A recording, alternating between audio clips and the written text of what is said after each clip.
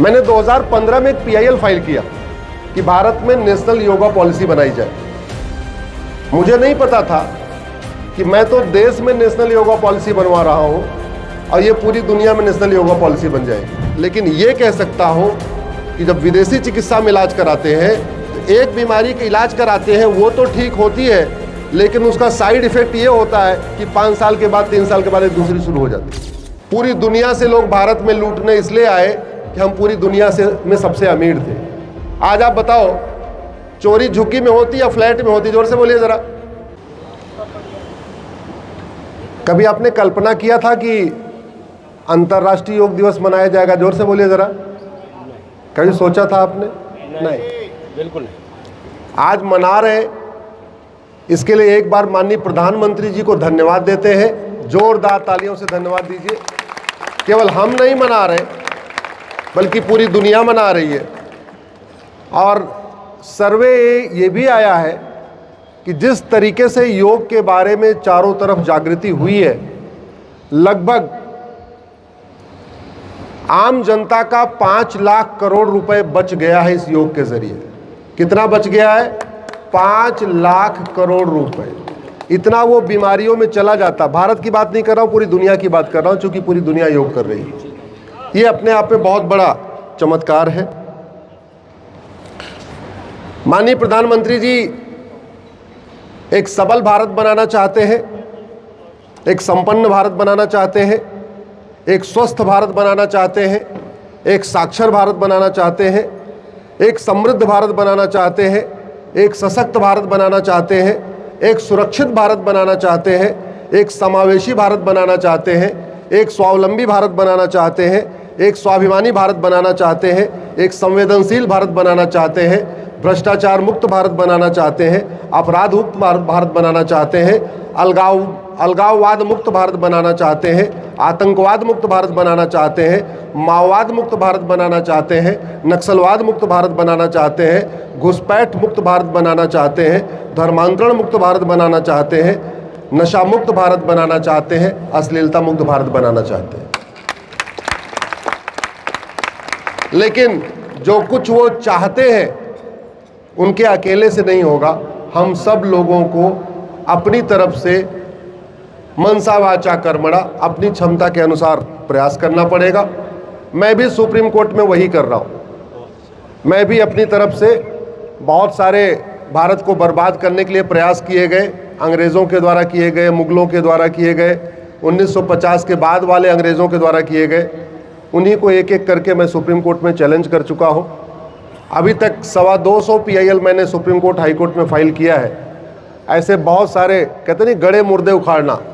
हमारा काम supreme court में गड़े मुर्दे को उखाड़ के सुप्रीम कोर्ट के सामने रख देना। उसके बाद सुप्रीम कोर्ट को जो करना है सुप्रीम कोर्ट करे, सरकार को जो करना है वो करे। मेरा प्रयास यही है, गड़े मुर्दे उखाड़ना। और मैं धन्यवाद दूंगा, पिछले 10 वर्षों में वो 1,500 गड़े मुर्दे मैंने निकाले और सरकार ने 1,500 अंग्रेजी कानून खत्म कर दिए।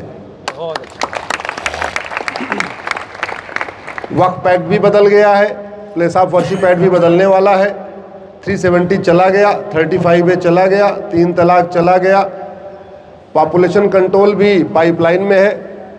ऐसे कई सारे ऐसे विषय हैं जो बहुत जल्दी हमें देखने को मिलेंगे, लेकिन हमें अपनी तरफ से अपना प्रयास करना पड़ेगा। करना चाहिए कि नहीं करना चाहिए? जोर से बोलिए ज़रा। बिल्कुल करना चाहिए। हम सबको करना चाहिए कि नहीं? मैंने 2015 में एक PIL फाइल किया कि भारत में नेशनल योगा पॉलिसी बनाई जाए। मुझे नहीं पता था कि मैं तो देश में नेशनल योगा पॉलिसी बनवा रहा हूं और ये पूरी दुनिया में नेशनल योगा पॉलिसी बन जाएगी। एक मैंने और PIL फाइल किया है कि मेडिकल के कोर्स का फर्स्ट ईयर कॉमन किया जाए और मेडिकल के कोर्स का नाम कॉमन किया जाए। उदाहरण के लिए हम सब लोग जब LLB करते हैं तो फर्स्ट ईयर कॉमन होता है, सेकंड ईयर से डिसाइड होता है कि आपको क्रिमिनल लॉ में एक्सपर्टीज़ करना है, सिविल लॉ में करना है, कारपोरेट में करना है, टैक्स में करना है, किस में करना है। दुर्भाग्यवश हमारा मेडिकल सिस्टम अभी गुलामी वाला चल रहा है। हमारा फर्स्ट ईयर भी कॉमन नहीं है। हम दुनिया की चीज़ें पढ़ रहे हैं लेकिन आचार्य चरक को नहीं पढ़ रहे हैं, आचार्य सुश्रुत को नहीं पढ़ रहे हैं। आचार्य सारंगधर को नहीं पढ़ रहे, महर्षि माधवकर को नहीं पढ़ रहे। और इसको पढ़ना क्यों ज़रूरी है और इसको समझना क्यों ज़रूरी है? अगर हमने जागृति किया होता तो आज आपके बीच में ये दोनों पेड़ नहीं होते। यहाँ या तो नीम का पेड़ होता, या तो वट का पेड़ होता, या तो बरगद का पेड़ होता, कोई न कोई और पेड़ होता, ये दोनों नहीं होते। आप मुझे बताओ, ये दोनों पेड़ ऑक्सीजन को शुद्ध करते हैं क्या? जोर से बोलिए जरा। ये दोनों पेड़ छाया देते हैं क्या? ये दोनों पेड़ फल देते हैं क्या? ये दोनों पेड़ देते क्या है? सिवाय पानी सोखने के और केवल दिखाने के लिए पेड़ है। ये देते क्या? हमें कुछ देते हैं क्या? जोर से बोलिए, ईमानदारी से बोलिए। हाँ, ये गुलामी की शिक्षा का परिणाम है। हमने ये दोनों पेड़ लगा रखा है। अच्छा, इन पेड़ों के नीचे ये जो बगल लगा हुआ है, ये नीचे वाली घास, ये क्या करती है? ये इसको हम, इसकी पत्ती चाय में डाल के पी सकते हैं क्या? इसकी पत्ती को सीधे खा सकते हैं क्या? ये कोई मेडिकेटेड पौधा है क्या? इससे कुछ भी नहीं हो रहा है। अगर जितना ये छोटा वाला पौधा लगा है, अगल बगल मुझे दिख रहा है, इतना अगर हमने तुलसी लगा दिया होता, मैं गारंटी के साथ कहता हूं आपकी कम से कम 100 बीमारियां दूर हो जाती आपकी सोसाइटी की। आपके इस 2000 घर है आचार्य जी, 2000 फ्लैट्स, 2000 फ्लैट, 2000 फ्लैट का मतलब लगभग 10,000 लोग रहते हैं। आपके इस 2000 के फ्लैट में कितने नीम के पेड़ हैं? जरा ईमानदारी से बताइए। कितने पीपल के पेड़ हैं? कितने बरगद के पेड़ हैं? हमारे देश में तो पंचवटी, आपने सुना होगा ना, पंचवटी, पंचवट होते थे, पंच वृक्ष होते थे। और वो हमारे जो पंचवट थे, जो हमारे 5 वृक्ष थे, वो ऑक्सीजन को शुद्ध करते थे, छाया देते थे, फल देते थे, हमारे लिए फायदेमंद थे। कायदे से तो आपके हर गांव में एक पंचवटी होनी चाहिए, आपकी हर सोसाइटी में एक पंचवटी होनी चाहिए, आपके हर मोहल्ले में एक पंचवटी होनी चाहिए, आपके हर एक पार्क में पंचवटी होनी चाहिए। लेकिन वो गुलामी की सोच रही, आज तक हमने सोचा ही नहीं हमारे लिए फायदेमंद क्या है, नुकसान क्या है। मैं आप लोगों से आग्रह कर रहा हूं, अपनी बालकनी में कम से कम 2 तुलसी लगाइए, बहुत फायदा होता है। तुलसी के पौधे के साथ जो ऑक्सीजन निकलेगी, आपके पूरे घर को एंटी बैक्टीरिया कर देगी। वो आपके घर में बैक्टीरिया नहीं आएगा, इतना फायदा होता है। तो ये जो हम लोगों के बीच में अशिक्षा का अभाव है, इसके लिए मैंने एक PIL फाइल किया कि भारत में मेडिकल कोर्स में फर्स्ट ईयर में केवल और केवल भारतीय चिकित्सा को पढ़ाया जाए, प्राकृतिक चिकित्सा को पढ़ाया जाए, योग आयुर्वेद को पढ़ाया जाए, नेचुरोपैथी को पढ़ाया जाए, महर्षि वाग्भट को पढ़ाया जाए, महर्षि सारंगधर को पढ़ाया जाए, महर्षि भाव प्रकाश को पढ़ाया जाए, महर्षि चरक को पढ़ाया जाए, महर्षि सुश्रुत को पढ़ाया जाए, महर्षि पतंजलि को पढ़ाया जाए। और मैं धन्यवाद दूंगा, सरकार ने उसके बाद एक आयुष मंत्रालय बनाया। ये मैं आयुष मंत्रालय की पहले की बात बता रहा हूं। आयुष मंत्रालय बना है, वो इस विशेष रूप से बना है योग आयुर्वेद नेचुरोपैथी को प्रमोट करने के लिए। लेकिन अभी वो वाला काम बाकी है कि फर्स्ट ईयर कॉमन हो। दूसरा, मेडिकल के कोर्स का नाम भी कॉमन होना चाहिए। LLB आप किसी भी फील्ड में करो, आपका कोर्स LLB कहलाता है। इंजीनियरिंग आप किसी भी फील्ड में करो, आपका कोर्स BTech कहलाता है। ऐसा है कि नहीं है? आप सिविल से करो, मैकेनिकल से करो, इलेक्ट्रिकल से करो, इलेक्ट्रॉनिक्स से करो, कंप्यूटर साइंस से करो, आपके कोर्स का नाम क्या होता है? जोर से बोलिए जरा। BTech। ऐसे ही मेडिकल के कोर्स का नाम कॉमन होना चाहिए। अगर BM BS करना है, जो भी करना है वो कॉमन होना चाहिए। ये BAMS अलग, BHMS अलग, MBBS अलग, ये अलग क्यों भैया? फर्स्ट ईयर का कोर्स कॉमन करिए। जैसे MBA का फर्स्ट ईयर कोर्स कॉमन होता है, इंजीनियरिंग का फर्स्ट ईयर का कोर्स कॉमन होता है, लॉ का फर्स्ट ईयर का कोर्स कॉमन होता है। और MBA आप HR से करो, मार्केटिंग से करो, फाइनेंस करो, इंटरनेशनल बिजनेस करो, डिग्री का नाम क्या होगा? MBA। BTech किसी भी आप ब्रांच से करो, नाम क्या होगा? BTech। LLB आप किसी भी फील्ड में करो, नाम क्या होगा? LLB। ऐसे ही मेडिकल का कोर्स, ये जो अंग्रेजों के ज़माने से 4-5 अलग अलग नाम चल रहे हैं, ये कॉमन होना चाहिए, एक होना चाहिए। एक मैंने उसके लिए PIL फाइल किया है।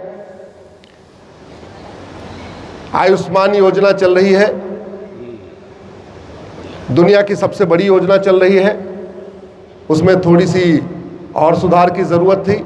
अब उसमें ये कर दिया गया, पता नहीं किसने, वो बाबुओं ने कर दिया लगता है, कि जिसके 6 से कम परिवार हैं उनको कार्ड बनेगा ही नहीं भैया, नहीं इसमें नहीं। आयुष्मान भारत में।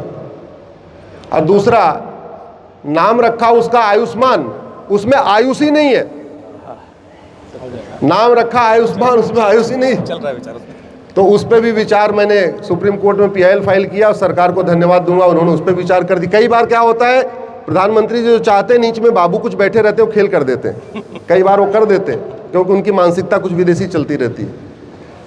मेरा मानना है भारत को अगर सशक्त बनाना है, समृद्ध बनाना है, तो कम से कम 8वीं तक आपको योग और हेल्थ साइंस अनिवार्य करना होगा आपके स्कूलों में, और उसके लिए प्रयास शुरू हो चुका है। एक प्रॉपर बाकायदा सब्जेक्ट के रूप में करना होगा। आज की डेट में इतनी बीमारी बढ़ रही है और हम कहते हैं prevention is better than cure. हम लोग कहते हैं ना prevention is better than cure. हमारा जो अपना ये आचार्य जी हरित योग पे आज आप लोगों से बात करने वाले, हमारा जो योग सिस्टम है, हमारा नेचुरोपैथी है, हमारा जो आयुर्वेद है, ये प्रिवेंशन पे काम करता है, जबकि विदेशी चिकित्सा व्यवस्था क्योर करती है। और एक और भी अंतर है जो मैंने खुद रियलाइज किया। हमारे पिताजी का घुटना खराब हो गया, मैंने एम्स में दिखाया, बोले ट्रांसप्लांट करना पड़ेगा। राम मनोहर लोहिया दिखाया, बोले ट्रांसप्लांट करना पड़ेगा। स्कॉट फोर्टिस दिखाया, बोले ट्रांसप्लांट करना पड़ेगा। पिताजी बुजुर्ग हैं हमारे। उसके बाद मैंने कहा लाओ आयुर्वेद में, नेचुरोपैथी में कोशिश करते।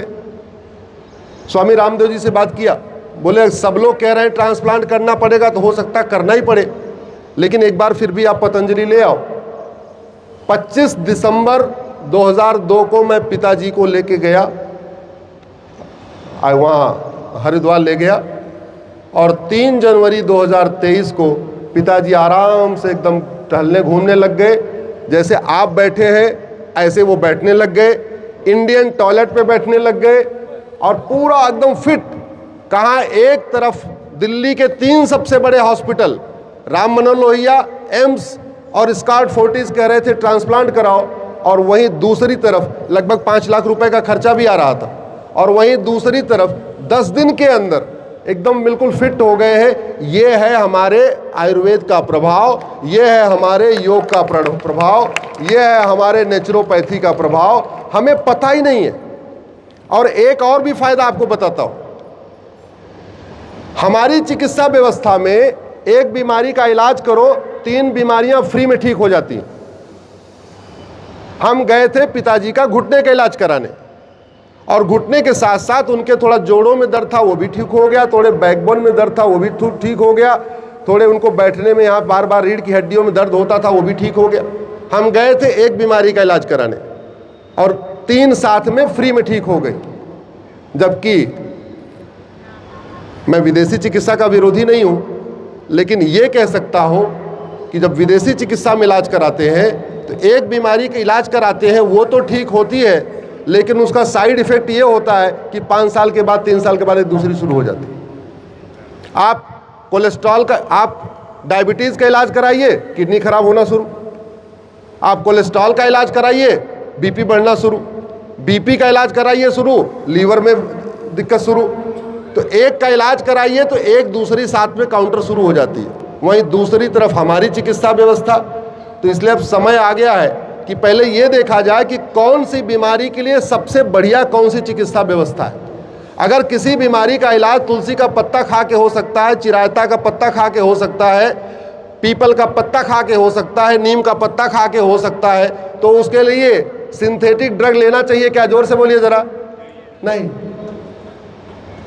जिन बीमारियों का इलाज नेचुरल वे में हो सकता है, योग प्राणायाम के जरिए हो सकता है, योग आयुर्वेद के जरिए हो सकता है, उनके लिए मुझे लगता है कि नहीं, अब हमें समय आ गया है। और भारत, माननीय प्रधानमंत्री जी ने इस तरफ बहुत ध्यान दिया है, नीति आयोग भी इसके ऊपर काम कर रहा है।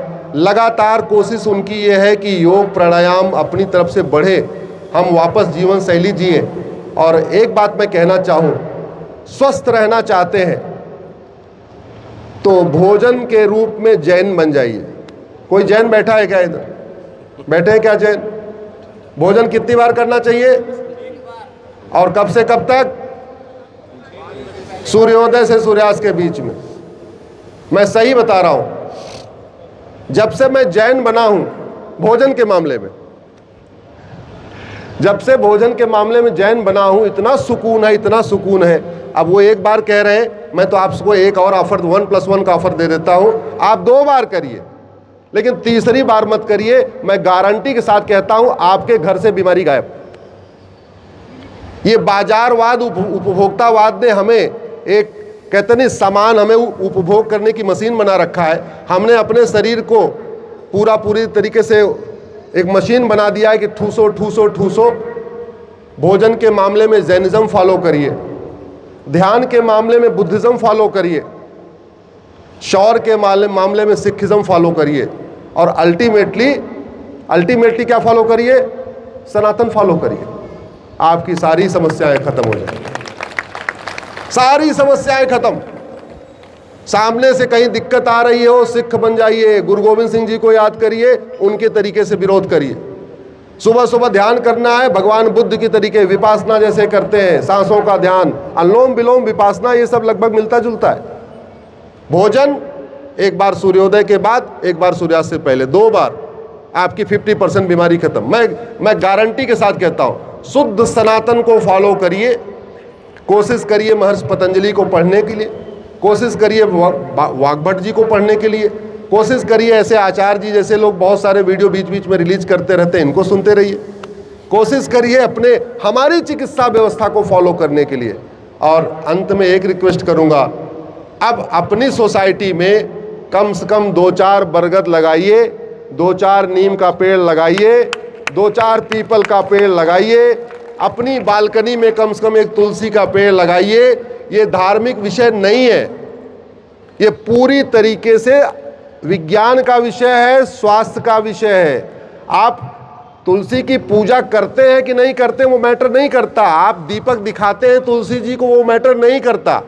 अरे शरीर तो अपना शुद्ध रखना चाहते हो, घर में आप बैक्टीरिया तो भगाना चाहते हो, वो जो फिनाइल लेके पोछा मारते हैं ना, जो केमिकल, उससे बैक्टीरिया भागेगा नहीं। बालकनी में 2 तुलसी रख दीजिए और शीशा दरवाजा खोल दीजिए 2 घंटे के लिए। तुलसी के पौधे के साथ जो हवा आएगी, ऑटोमेटिक आपके पूरे घर से बैक्टीरिया गायब कर देगी। वो केमिकल लगा के बैक्टीरिया गायब नहीं होता। ऐड देने वाले भले ऐड देते रहे कि 0% बैक्टीरिया हो जाएगा, ये हो जाएगा। बैक्टीरिया गायब करने का 2 ही तरीका है, बालकनी में तुलसी लगाइए और सप्ताह में 1 या 2 बार गौमूत्र से आप घर में पोछा लगाइए। गौमूत्र आपका बैक्टीरिया भगा सकता है, ये केमिकल नहीं बैक्टीरिया भगा सकते। तुलसी का पौधा आपका बैक्टीरिया भगा सकता है। ये जो दुनिया भर के और वो कौन सा मनी प्लांट और कौन से प्लांट हैं, वो आपका बैक्टीरिया नहीं भगा सकते। आपने आचार्य जी बुलाया, मैं आपका आभार व्यक्त करता हूं। आप सब लोग योग करने की तैयारी कर रहे हैं, मैं आपको धन्यवाद देता हूं। माताओं और बहनों को प्रणाम करता हूं। मैं इतनी बात जरूर कहना चाहूँगा, बहुत कुछ है।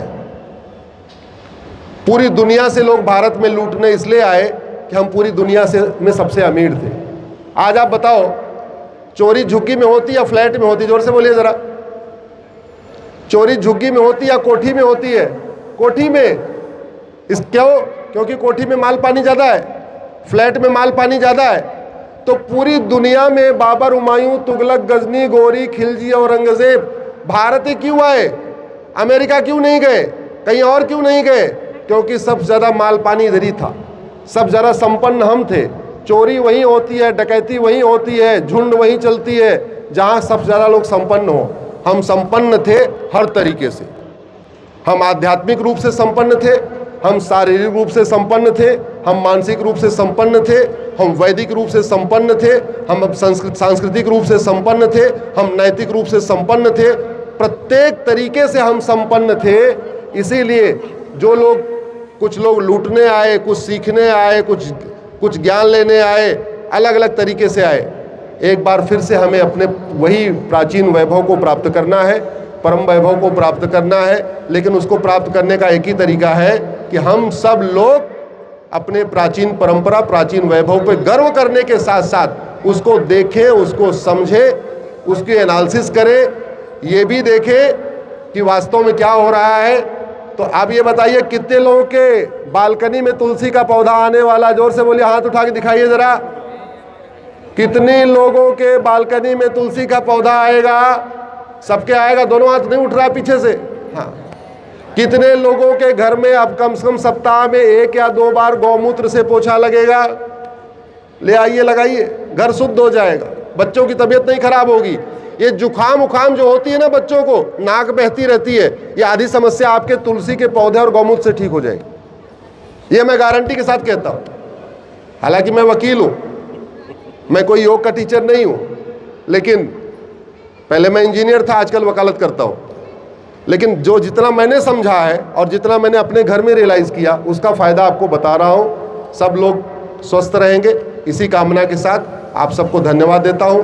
बहुत बहुत आभार, बहुत बहुत धन्यवाद। भारत माता की, भारत माता की, भारत माता की।